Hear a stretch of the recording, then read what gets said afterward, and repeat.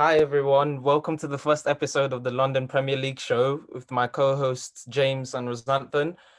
On today's episode, I'll be giving you a brief background of the show, mainly the title inspiration and the format. We'll be having a brief chat about the 2020-2021 Premier League season, and we'll be previewing the upcoming Premier League season 2021-2022.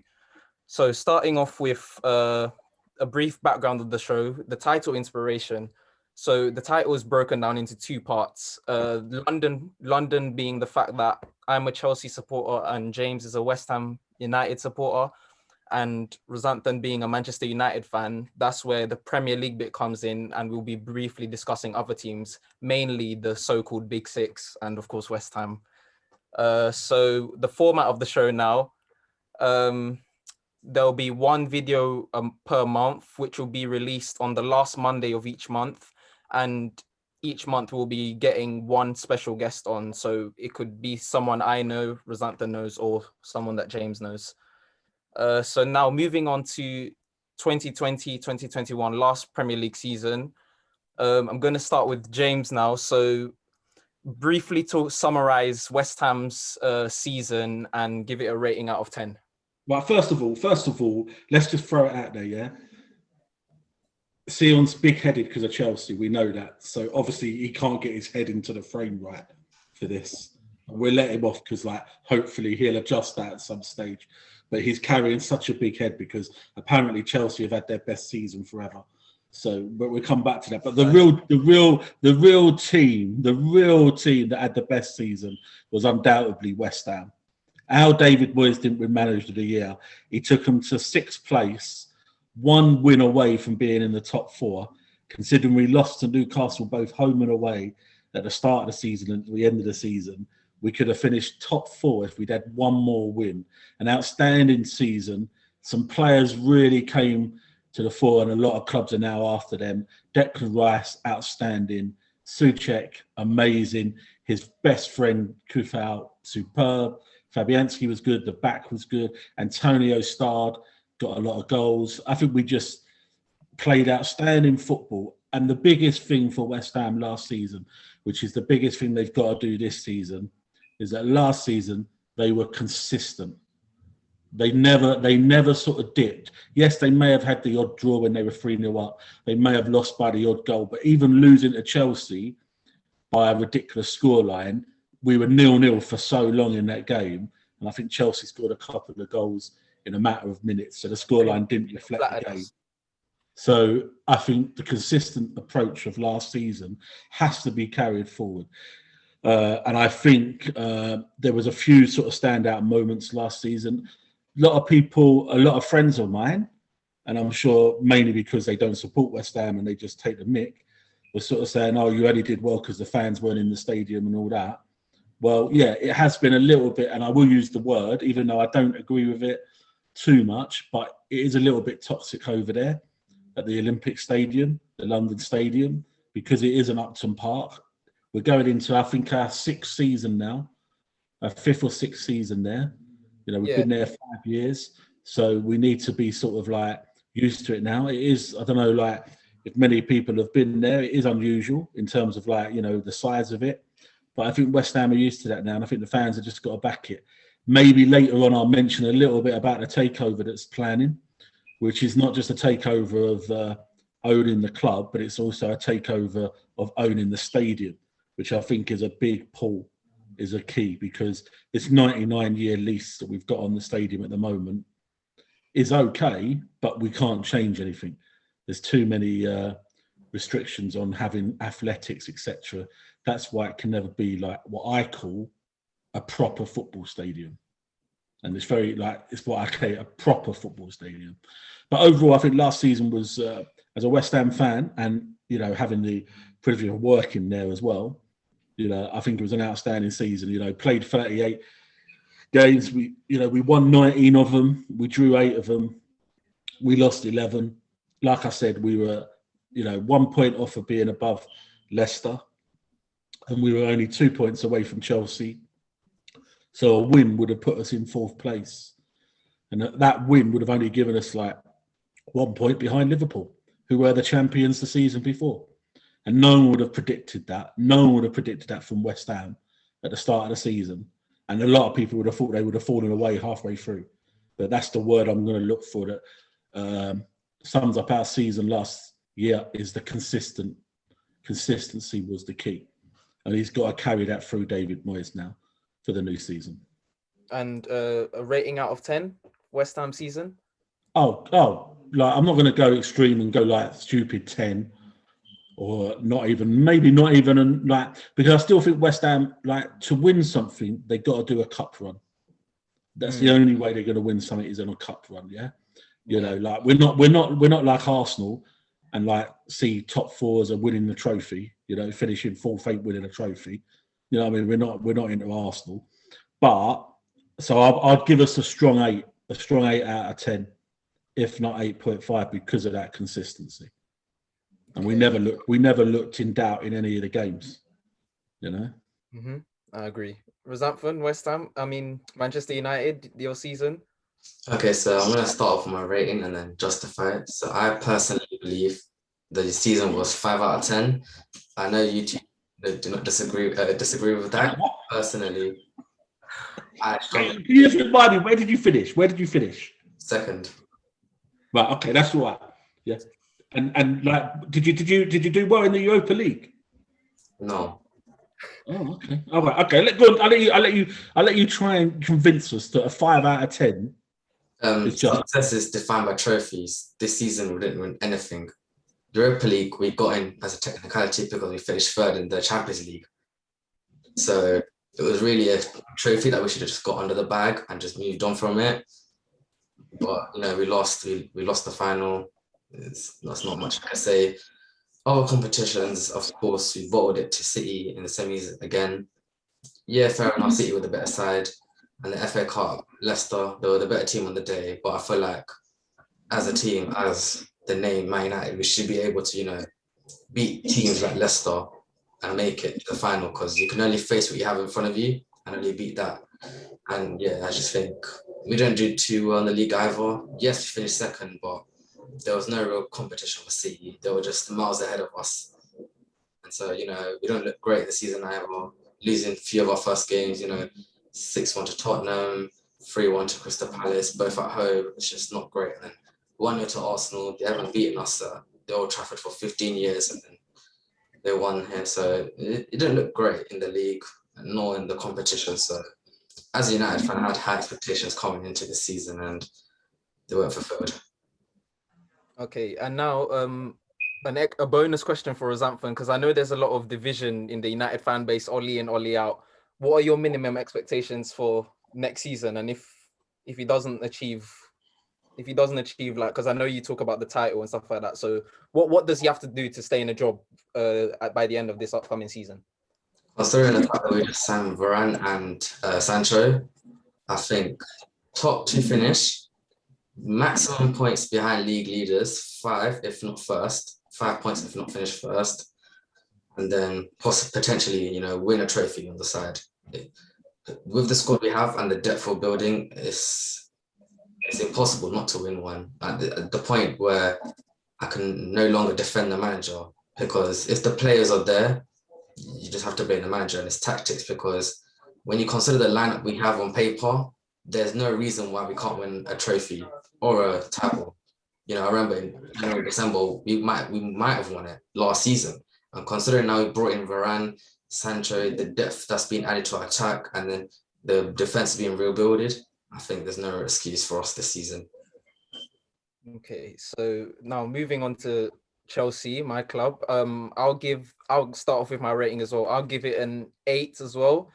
I'll give it an 8, and that's got a lot of Champions League tax on it, because if we didn't win that Champions League, it would have been a 6 probably. So starting off with the league season was kind of up and down for us. I remember we started off quite well, relatively well. We were top of the league after beating Leeds in December.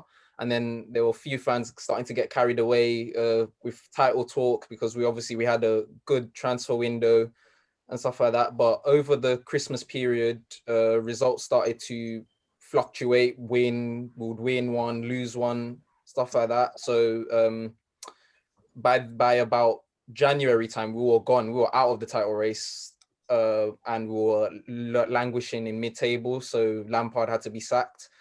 Then Tuchel came in, improved our league form, especially improved us defensively. But like Lampard, he had similar problems with our attack and scoring goals. And then obviously we managed on the last day by Tottenham beating Leicester, we managed to cling on to 4th place. So it was a disappointing Premier League season. Moving on to the cup competitions, obviously getting to the FA Cup final, very disappointing to lose it to Leicester in the final. Leicester were deserved winners on the day.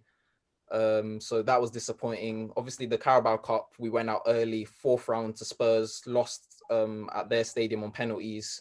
So that was disappointing, but being the Carabao Cup, I can understand it because it's the 4th priority.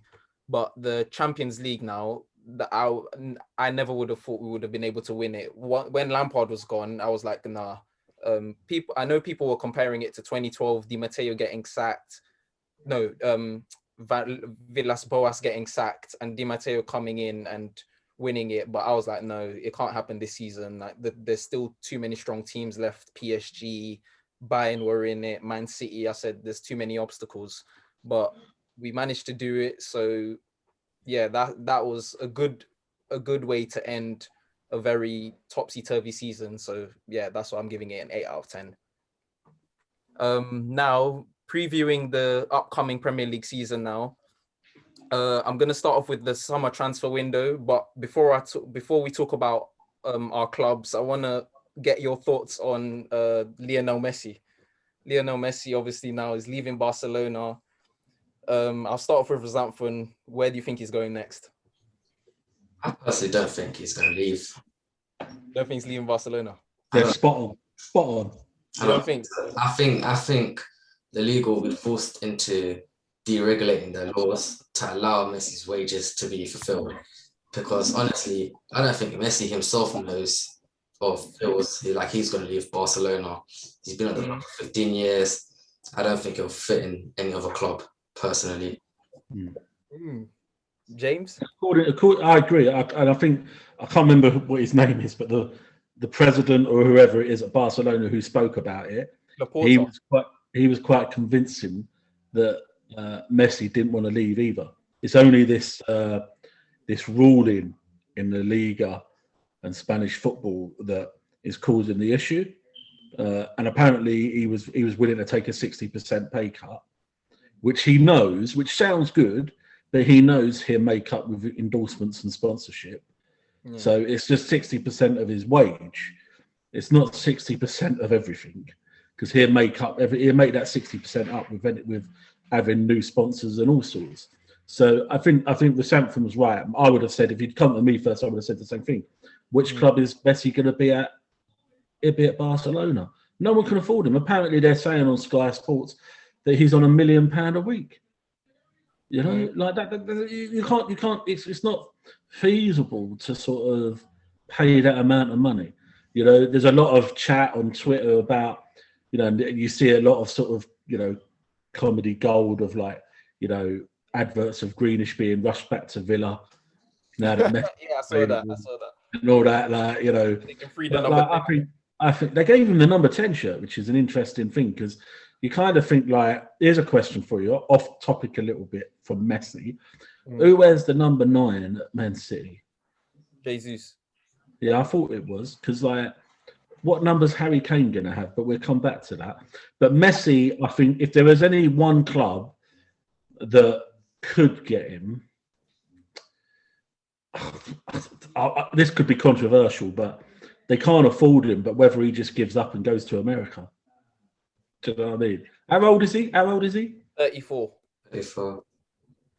You're going to pay no club is going to pay a player of that age £1 million a week.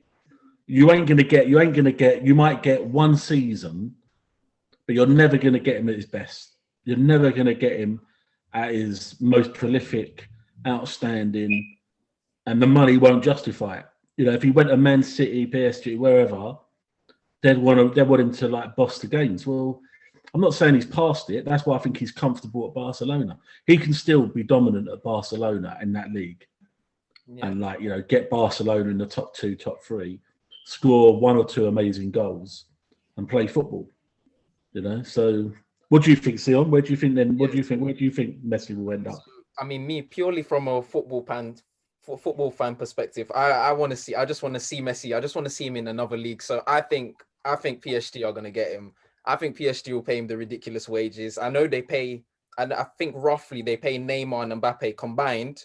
I think if you combine their wages together, it's close to a million a week, anyways.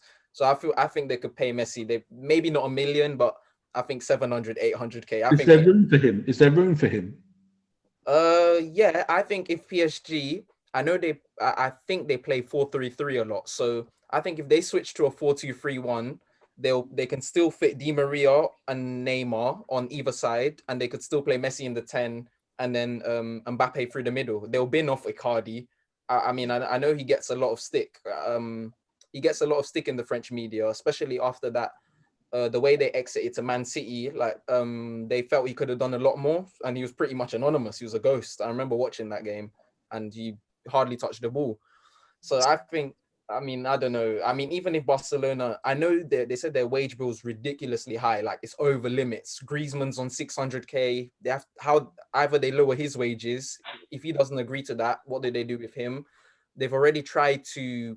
There's been rumors of him linked to other clubs, but it's the wages that no one can pay Griezmann, and he's not going to lower his wages. So players like that, how are they going to pay Messi? How are they making room to pay for Messi when they haven't got these players off the books? If Griezmann, for me, sorry, Sion, for me, right? I'll be a bit selfish here, right? Yeah. Is he realistically going to come to a Premier League club? No. So let's just not worry about him. What's the point? Like, he's a fantastic player, but then if I said to either of you, who's the better player, Messi or Ronaldo, you'll both probably say Ronaldo. Messi. You would? Messi. With Samson? Ronaldo, of course. Man United player? United tax. That's United tax. Is that like the thing is why are we discussing Messi? There's other transfers we need to be discussing more. No, but like I mean, obviously, I could stick with the Premier League and talk about Grealish, but no, you're right. I'm not disputing that, but I'm just saying, like, come on, like, I had to include that because Messi, if he goes, Chelsea looking at re-signing Lukaku. You know, let's go back. No, because Messi overshadows Lukaku, Grealish, Varane. They're anonymous. Everyone forgets about those because Messi's taken center stage now. But it's all about Danny Ings. It's all about Danny Ings. Oh, get off. That news took me out. I could not believe it. Like, even I didn't hear about that. Even I didn't hear a whisper. I didn't hear it. No. Yeah, no, that just seemed to happen. Like Aston Villa linked with Danny Ings, and then an hour later they're buying him. That was like one phone call from someone from Villa to Southampton, and done deal. Yeah. There was no ifs or buts. Done deal. He had one season. He had 1 year left, I think, on his contract at Southampton. Because you messaged got a phone call, 25 million. Yes, please, thank you, bye bye. You messaged me and said Aston Villa have bought Ings. I was like, where's this come from? But now moving on to our clubs, specifically, Razantful, what's your thoughts on United's summer transfer window so far? I think it's been brilliant so far. United aren't known for making early transfers recently, but we've managed to secure Sancho early during the Euros. Varane's just being held up because of Brexit and COVID, because he was meant to land on Monday but landed last night, so he's self-isolating, and then he should be standing his medical in a few days and should be on the bench for the first game of the season against Leeds. And I don't know, apparently Oli said that Varane and Sancho, they're not going to be ready for the Leeds game, so they're starting on the bench. Yeah, they're on the bench. What's your thoughts on that? Sancho, I'm not sure if he's been spotted in training yet. Cavani's still yet to be back. He's been taking 5 weeks off, but looking a bit shaky for the first game of the season. But hopefully there'll be a good enough starting lineup for the first game, and hopefully going into the few season games we can put our best lineup. Okay, and is there any positions that you think United still need strengthening in before the end of August? I think a defensive midfielder, definitely. I'm happy with Wan-Bissaka, but with modern football, wing backs always pushing forward. I would like to see Wan-Bissaka maybe practice on his attacking side, so learning to put more better crosses, taking on wingers, that kind of stuff. Other than that, he's a wing back. He's one of the best tacklers, and I wouldn't trade him for that. And your thoughts on the goalkeeping situation, like, because I still can't get my head around how I think De Gea and Henderson, I think they're both number ones. So how's Oli gonna balance that again? Like, is he gonna do one goalkeeper in the league, one goalkeeper in the cups? Is he gonna do that again? And he has to. Me personally, I think Henderson for the league games just because of age. You know, I think De Gea's past his prime now. I think so. You know, he hasn't been the same since 2018. You'll see in some compilations, you know, of the greatest players, you'll see a De Gea mistake here and there. It's just not good enough for me personally. Yes, he's been outstanding from 2015 or even 2014 to 2018, but he hasn't looked the same since for me. Yes, he's showing a glimpse, but it's not consistent. Also, he hasn't really got a good history of saving penalties, so I have more faith in Dean Henderson than I do in De Gea. So, yeah, for me, Dean Henderson. They should have got rid of him. They should have got rid of him a season or two ago and made their money on him. I think now he's stayed. I think they're not going to get the money they could have got a year or two ago for him. But I think you're right. I think Henderson's got to do the league. And I'll still pick him for like the cup games. You know, you pay your best goalkeeper.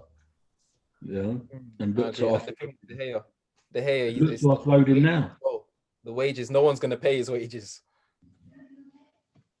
But then it comes back to that old adage of like, do you want to play or do you want to just sit on a bench? You know, if he's still got, how old is De Gea? You know, yeah. So he could make like, was he in the squad for the Euros? In the Spain squad.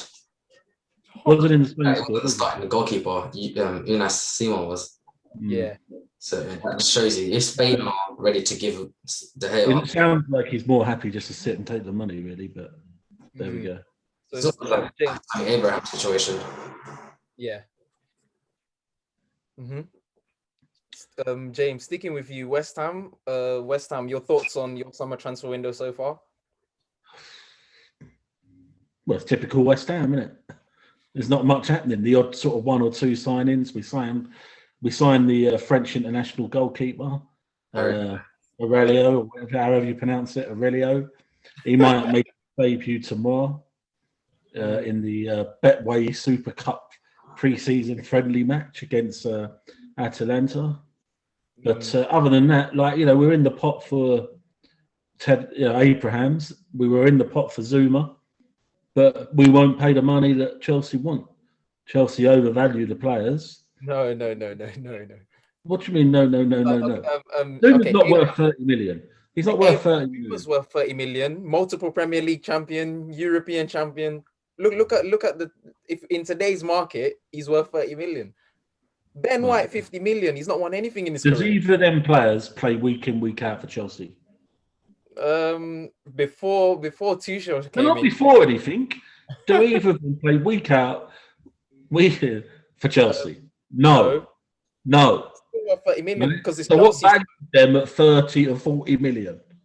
Ben White. We offered you 25 million for Zuma. You should have took it, and he would have played every game for West Ham. West Ham definitely have another 5 million there for Zuma, man. They have the money. I think what's got in the way for West Ham? Huh?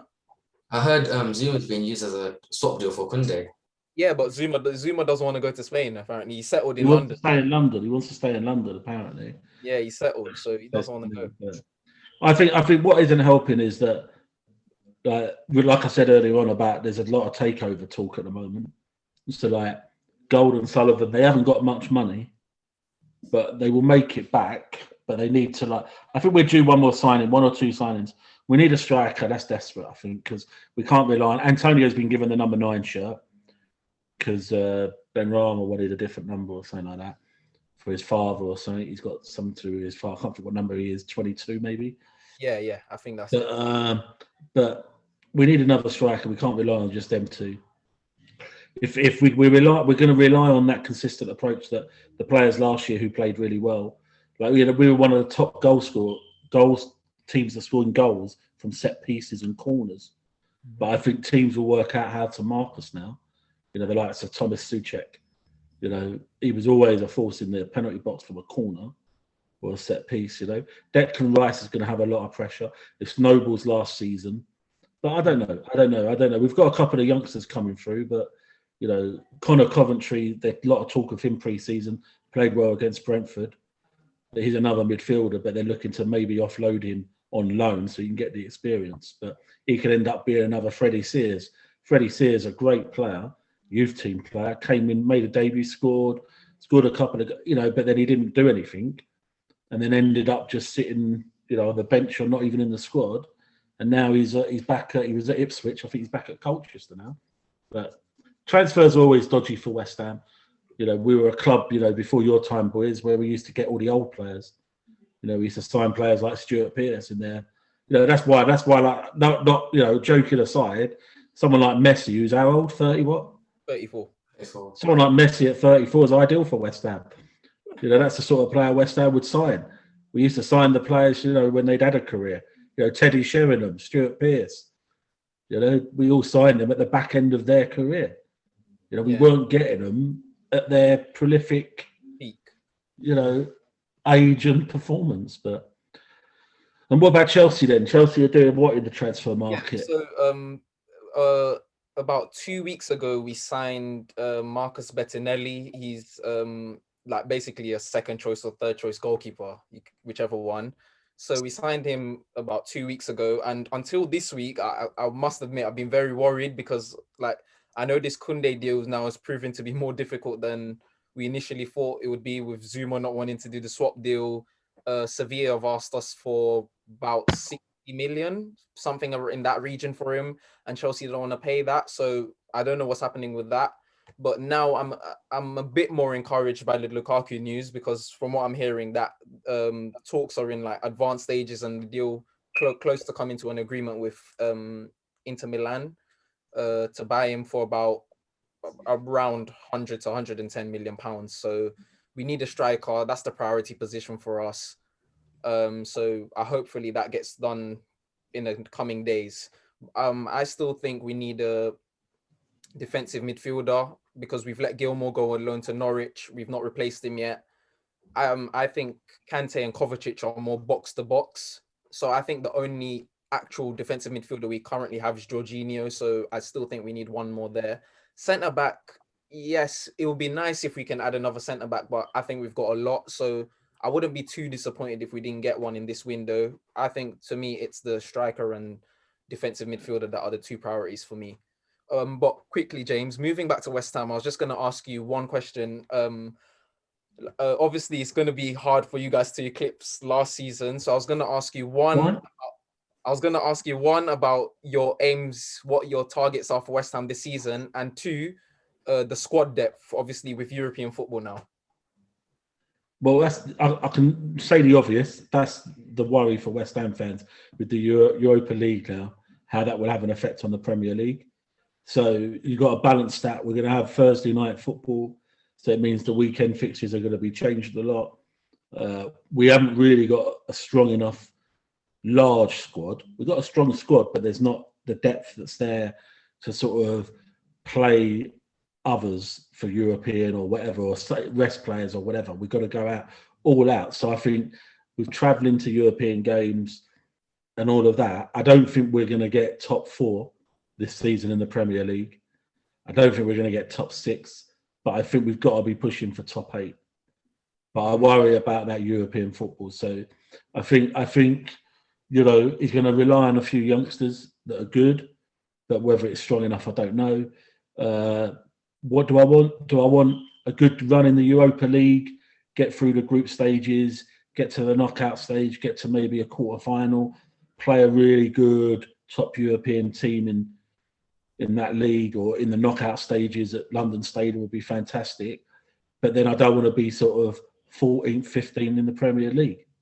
Yeah, I want to be sort of top 10, top 8, comfortable, safe, doing that. So that's just honest and realistic. I could sit here and say, that's great, let's go on the European tour, brilliant. But then I could be sitting here in April saying we're on the verge of being relegated and we got knocked out of the group stages of the Europa League. Do you know what I mean? So I've got to edge my bets here. I'm a bit older than you two, so I'm using my experience of sort of like being a West Ham fan for a number of years, and hoping for a show better, show willing, do well, get through the group stage. I think would be an achievement for West Ham to get to the knockout stage of the Europa League, and then see what happens, but not at the cost of the Premier League. Yeah. Top 8 Premier League. That's what I want. Okay, so now predictions for the upcoming season. So I'm gonna ask you both for your top 4. Who's gonna finish in the Europa League positions and relegation? So I'll start with Resanthan. Okay, my top 4 for the upcoming season. I think champions is gonna be Man City again. Second, Man United. Third, Chelsea. And 4th, Liverpool. Relegation, I'm gonna say Southampton, Norwich. Who else got promoted up again? Watford or Brentford? I think Watford, yeah. Watford's my Thursday. Watford, Norwich, and Southampton. And Europa League spots? Okay, yeah. Oh, bloody hell, we're going through the whole league here. No, that's it. Just the Europa League. Leicester and Arsenal, maybe. Arsenal. Okay. James? Top 4 will be Man City, Liverpool, maybe in this order, but maybe not. Man City, definitely. Liverpool, Man United. I'll say Chelsea, but it's a bit. I was toying with whether to sort of throw Leicester in there, but I don't know. So that's my top 4: Man City, Man United, Liverpool, Chelsea. Bottom 3 will be. I always like the 3 that come up to do well, but I don't know what Norwich will do. They're not like they've got Gilmore, but I worry about them. I worry about Watford, the consistent changing of managers and all of that. But they've signed a couple of experienced players, so but I can't see them doing that well. I'm concerned about a couple of teams, so I might go for sort of like one of Norwich or Watford, okay, and then my other 2 could be a pain to say it because I have a lot of people I know who work there, but Wolves, because they've got a new manager and they didn't particularly have a good end to last season. And then I worry about Burnley and Brighton. So I'd go, let's give you 3. I'd go Norwich, Brighton, Wolves. Okay, and the Europa League spots? This might be controversial because I'm trying to avoid giving West Ham anything because I said I think if they're finishing the top 8, I'll be happy, right? So if I'm going for 2 places for Europa League, I'll go, if my top 4 was my top 4, I'd go Arsenal and Aston Villa. Ooh. Yeah. Leon, what about you? Yeah, so my top 4, we have to win the league. It's been too long now, so... Who? Man City? Chelsea. Oh, sorry. We're winning the league. We've never gone 5 seasons under Abramovich without winning the league. This is the 5th season now, so if we're going on history, it's got to be now. So Chelsea. If you're going on bought history, yeah. Sorry, what? No. In the 6 of the 7 seasons before Abramovich took over, we won trophies, and we won 15 trophies before Abramovich took over. So we don't buy trophies. That's a myth. And look at the net spends. Look at the net spends in the last 6 years. Well, all right. Come on. You made your point. Yeah. So 15 trophies in the history of Chelsea before Abramovich turned up. And how long's your history? But anyway, go on. Move on. Yeah, our history is 30, 40 years. Yeah, good. Yeah. So 1 trophy every 3 or 4 years. But anyway, moving on. Top 4. Yeah. Chelsea, Man City, Liverpool, Man United. Right. Bottom 3. Europa League. Oh, he's going. Yeah. I'll just stick with that. Europa League. I'll go for Leicester and Aston Villa. Oh, okay. Bottom 3. Relegation now. I'm gonna go Norwich,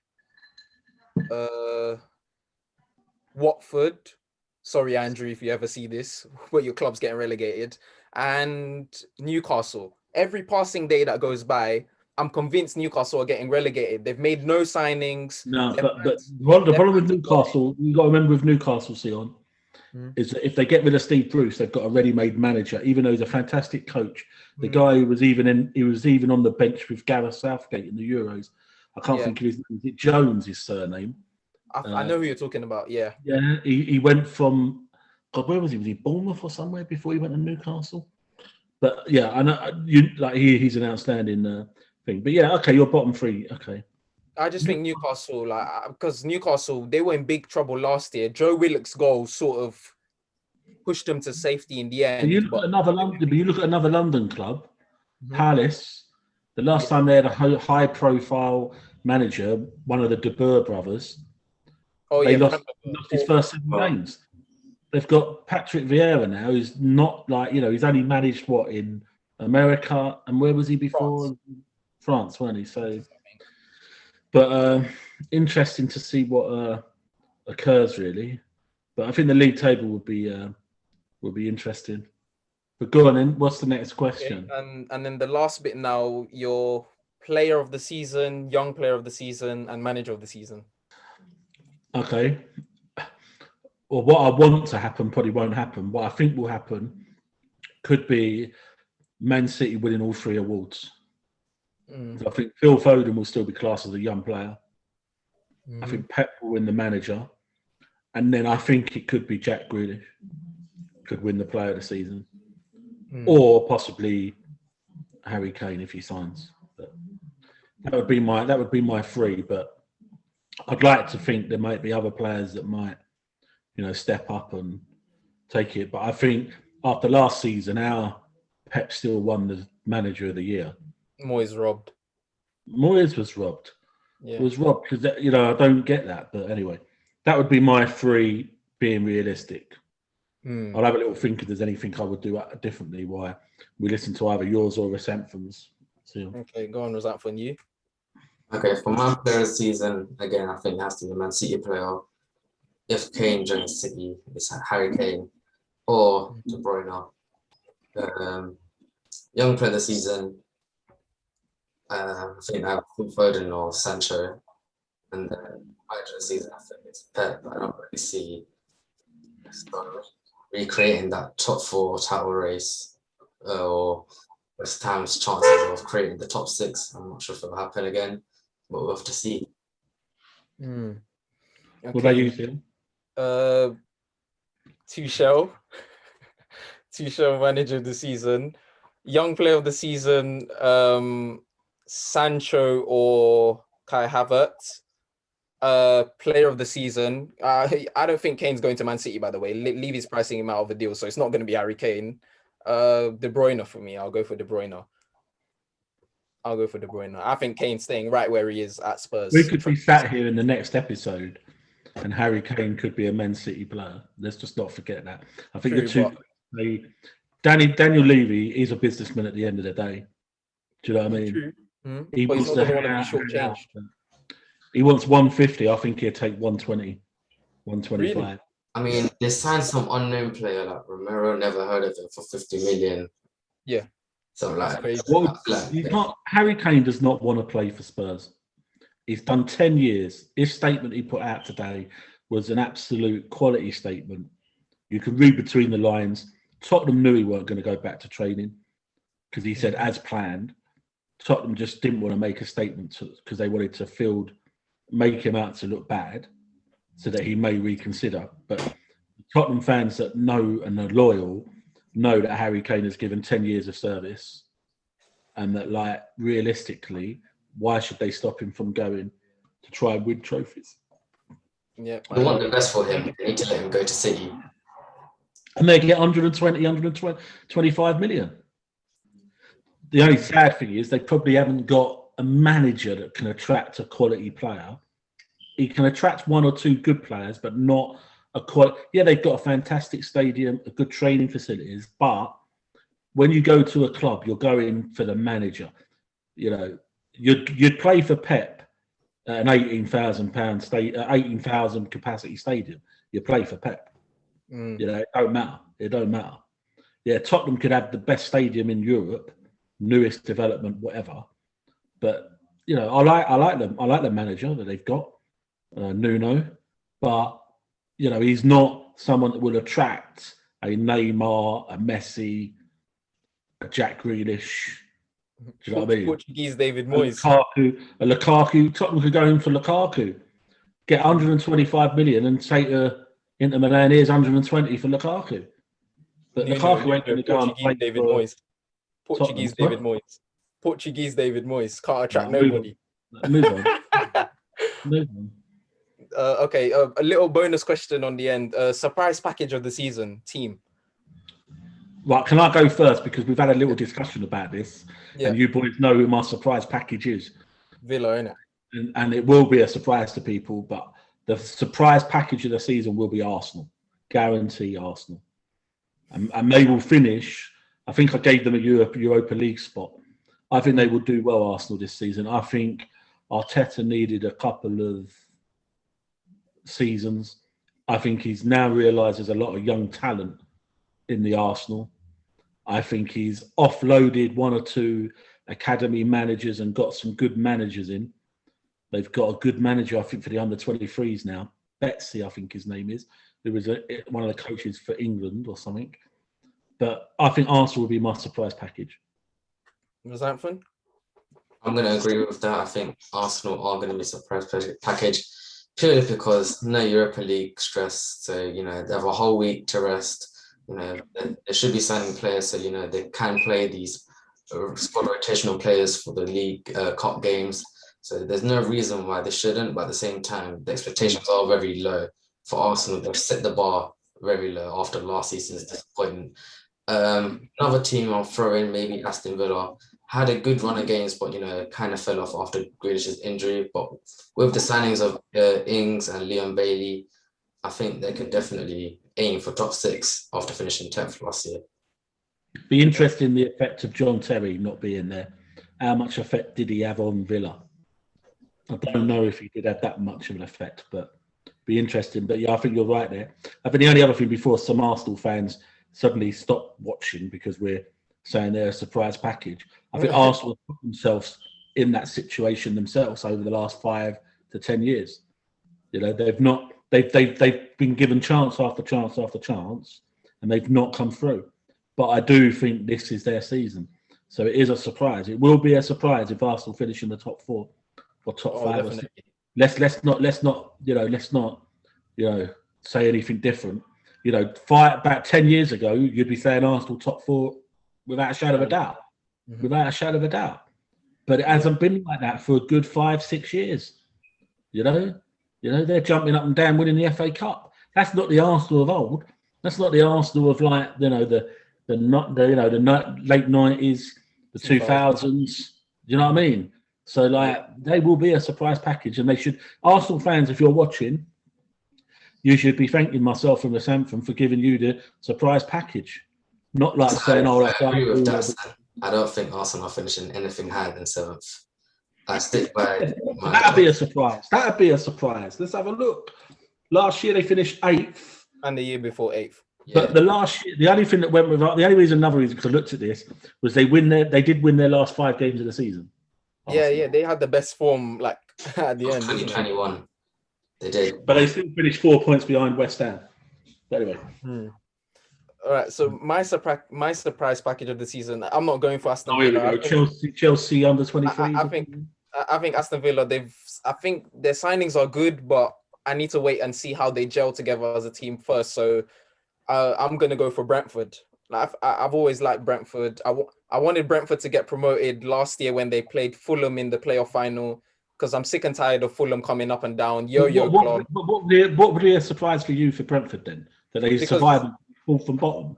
No, I think Brentford are going to do like a Leeds kind of season, top half finish. I think Brentford 10th place, 11th place. I think because I don't think anyone expects Brentford. I think everyone usually assumes the teams that get promoted will be the ones going back down. I think they're the only championship team coming up that are going to survive, and I think they're going to be comfortable in mid-table.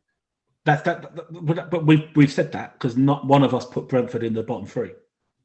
Yeah, true, but still, I think we can agree.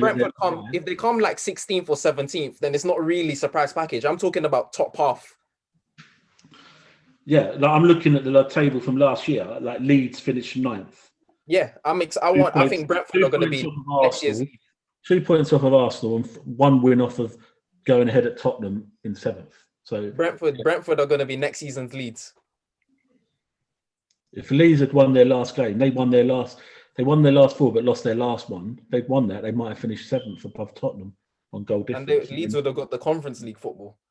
No, they wouldn't finish bottom half of the season. Goal difference. So. Well, that's it.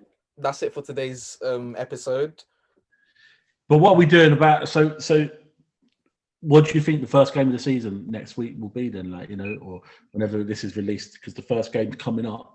Who have you boys got? See on who Chelsea got?